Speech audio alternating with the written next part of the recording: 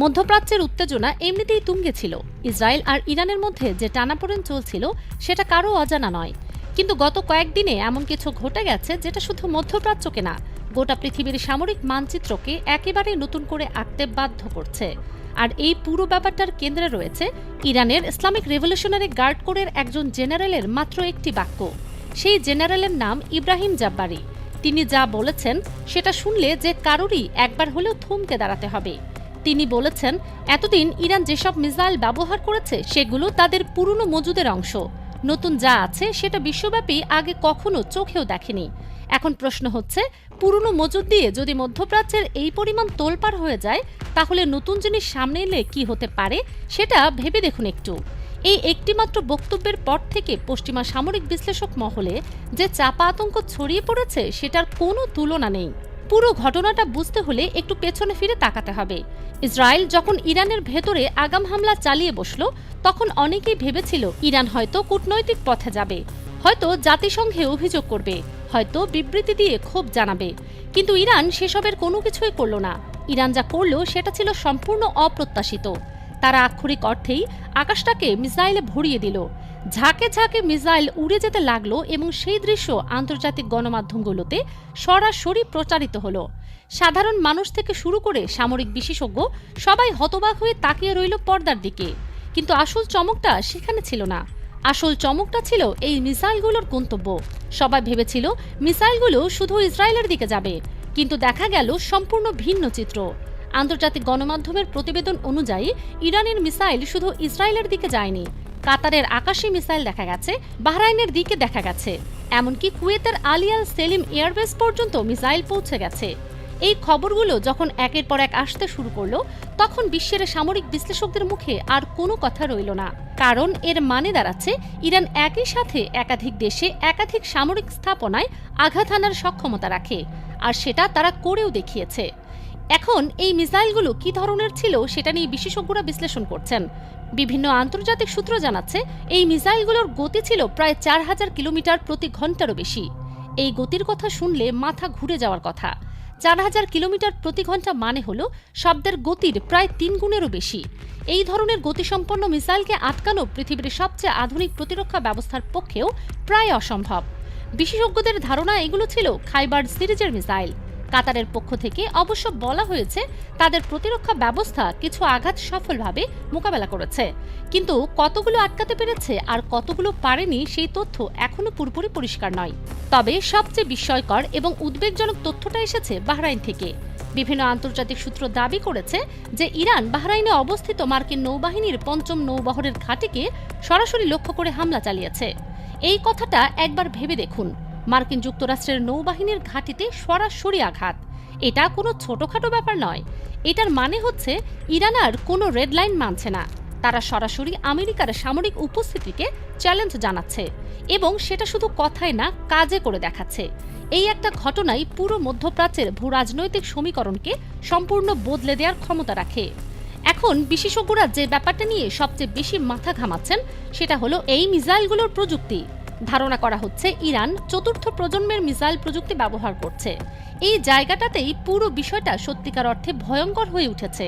কারণ ৪র্থ প্রজন্মের মিসাইল প্রযুক্তি এতদিন পর্যন্ত কেবল হাতে গোনা কয়েকটা দেশের কাছে আছে বলে জানা যেত। আমেরিকা, চীন, রাশিয়া এবং উত্তর কোরিয়া ছাড়া এই প্রযুক্তি কারো কাছে আছে বলে কেউ বিশ্বাসই করত না। কিন্তু এখন দেখা যাচ্ছে ইরান নিজেদের এই তালিকায় যুক্ত করে ফেলেছে, এবং সেটা কাউকে না জানিয়ে, কারো চোখে না পড়ে, সম্পূর্ণ গোপনে। পশ্চিমা সামরিক বিশ্লেষকরা এটা দেখে সত্যি হতভম্ব হয়ে গেছেন। কারণ এই ধরনের মিসাইলকে প্রচলিত কোনো রাডার সিস্টেম বা এয়ার ডিফেন্স সিস্টেম দিয়ে আটকানো যায় না বললেই চলে। এদিকে ইসরায়েলের ভেতরের পরিস্থিতিও কম উত্তেজনাকর নয়। আন্তর্জাতিক গণমাধ্যমে একের পর এক ক্ষেপণাস্ত্র নিক্ষেপের খবর আসছে। ইসরায়েলের পক্ষ থেকে দাবি করা হয়েছে তাদের প্রতিরক্ষা ব্যবস্থা পুরোদমে সক্রিয় রয়েছে এবং বেশ কিছু আক্রমণ তারা সফলভাবে প্রতিহত করেছে। কিন্তু এই দাবির আড়ালে যে সত্যটা লুকিয়ে আছে তা আন্তর্জাতিক গণমাধ্যমগুলোই বের করে এনেছে।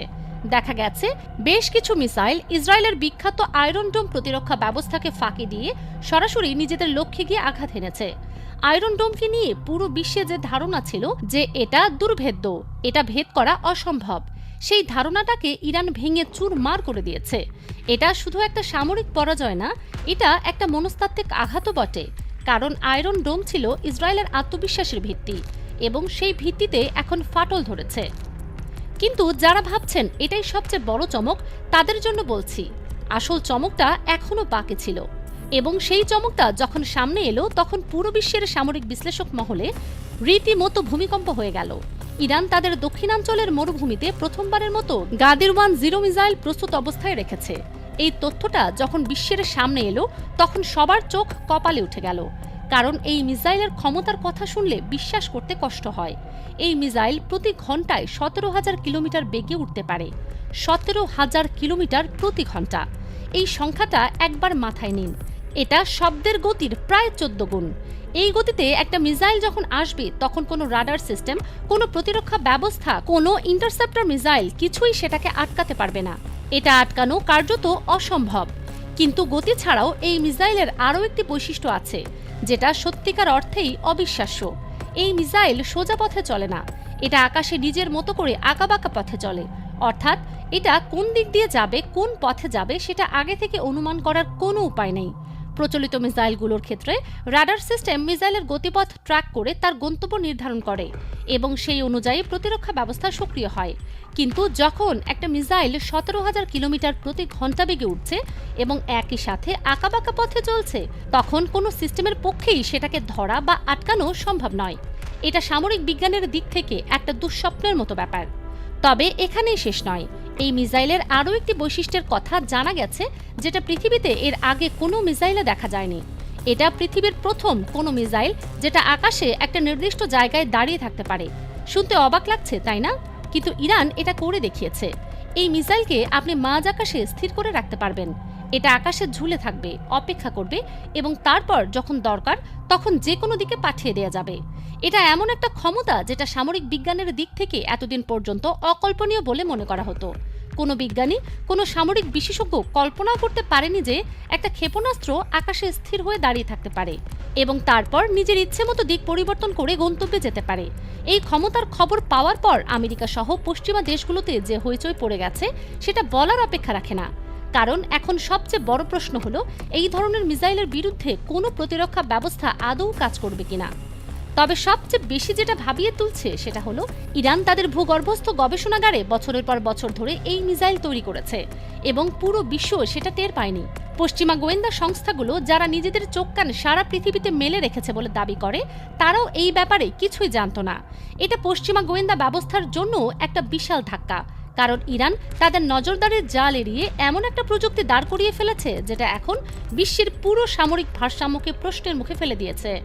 অন্যদিকে আরব আমিরাতের আকাশেও একের পর এক দ্রুতগামী মিসাইল উঠতে দেখা গেছে। আন্তর্জাতিক প্রতিবেদন অনুযায়ী এগুলোর গতি ছিল প্রায় 5,000 কিলোমিটার প্রতি ঘন্টা। বিশেষজ্ঞরা ধারণা করছেন এগুলো ছিল ইমদাদ সিরিজের মিসাইল। কিছু মিসাইলের ভেঙে পড়া অংশ বিশ্লেষণ করে জানা গেছে এগুলো ইমদাদ সিরিজের এমন মিসাইল যেগুলোর রেঞ্জ 1800 কিলোমিটার। এগুলো আকারে বেশ বড়, প্রায় 13.5 মিটার লম্বা। লিকুইড ফুয়েল দিয়ে চলে, কিন্তু তারপরেও এদের গতি এতটাই বেশি যে শত্রুপক্ষের প্রতিরক্ষা ব্যবস্থা কোনো কার্যকর পদক্ষেপ নেয়ার আগেই এগুলো লক্ষ্যে পৌঁছে যায়। এটা এদেরকে আরও বেশি বিপজ্জনক করে তুলেছে। আন্তর্জাতিক গণমাধ্যমে আরও একটা গুরুত্বপূর্ণ তথ্য সামনে এসেছে। গভীর রাতে ইরান সেলিম সিরিজের মিসাইল পরীক্ষা করেছে। এর আগে প্রায় 8 মাস আগে ইসরায়েলের সাথে উত্তেজনার সময় এই ধরনের একটা মিসাইলকে পরীক্ষামূলকভাবে উঠতে দেখা গিয়েছিল। সেই মিসাইলও আকাশে 17,000 কিলোমিটার প্রতি ঘন্টা বেগে উড়েছিল। দূর থেকে দেখলে মনে হবে আকাশ থেকে কোনো রকেট যাচ্ছে, কিন্তু এটা কোনো সাধারণ রকেট না। এটা একটা মরণাস্ত্র, যেটার গতিপথ কেউ অনুমান করতে পারে না, যেটাকে কোনো সিস্টেম দিয়ে আটকানো যায় না। এত কিছু দেখার পর পুরো বিশ্ব এখন চুপ মেরে আছে, কেউ মুখ খুলতে পারছে না। কারণ যা ইতিমধ্যে দেখা গেছে সেটাই যথেষ্ট পরিমাণে ভয়ঙ্কর। আর তার উপরে ইরানের IRGC জেনারেলরা বলছেন এটা কিছুই না, তারা এখনও তাদের নতুন সিরিজের কোনো কিছুই বিশ্বের সামনে আনেননি। এই কথাটাই এখন সবচেয়ে বেশি মাথা ঘোরাচ্ছে। যদি পুরনো মজুদ ব্যবহার করে মধ্যপ্রাচ্যের এই দশা হয়, যেখানে আমেরিকার সামরিক ঘাঁটি থেকে শুরু করে ইসরায়েলের আয়রন ডোম পর্যন্ত অসহায় হয়ে পড়ে, তাহলে নতুন সিরিজে কি আসতে পারে সেটা কল্পনা করলেও শরীর শিউরে ওঠে। সেই মিসাইলগুলোর ক্ষমতা কতটুকু, তাদের রেঞ্জ কত, তাদের গতি কত, সেসব প্রশ্ন এখন বিশ্বের সামরিক বিশ্লেষকদের ঘুম কেড়ে নিয়েছে। ইরান তার আসল শক্তির খুব ছোট্ট একটা ঝলক দেখিয়েছে মাত্র, আর সেই ছোট্ট ঝলকটাই গোটা পৃথিবীকে নতুন করে ভাবতে বাধ্য করছে। বিশ্বের সামরিক ইতিহাসে এই মুহূর্তটা একটা টার্নিং পয়েন্ট হিসেবে চিহ্নিত হতে চলেছে, কারণ ইরান প্রমাণ করে দিয়েছে এখন আর সেই পুরনো ইরান নেই যাকে হুমকি দিয়ে চুপ করিয়ে রাখা যেত।